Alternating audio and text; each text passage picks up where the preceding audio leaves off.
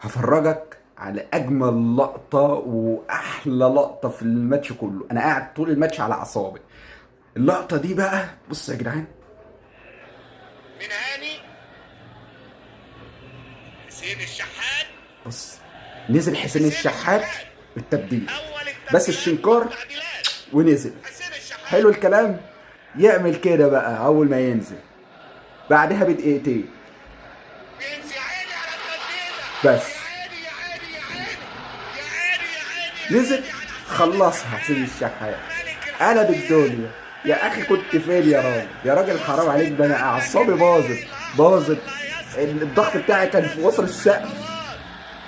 خلصها حسين الشحات بعد دقيقتين. حلو الكلام. يد 3 دقايق حسين الاحمر.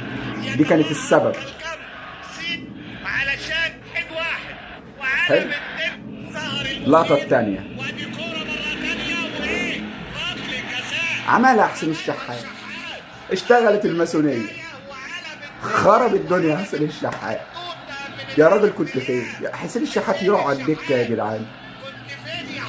كنت فين يا حسين؟ كنت فين يا حسين؟ كنت فين يا حسين؟ وانت فين وانا فين وهم مين واحنا مين وانت فين يا راجل؟ قلب الملعب ده قلبها. السكوت. يا حسين، اهات ادي حسين الشحات. هو ده نينجا. إمكانيات. جسمه قليل بس نينجا. لكن نينجا. بس. وبعديها بقى اللقطة بقى يحط تريزيجيه بقى.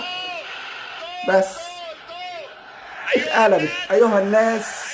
القاهرة حمراء يا جدعان. انا مش عارف من غير ده كنت عايش ازاي بصراحة. بس وخلصت الحكاية.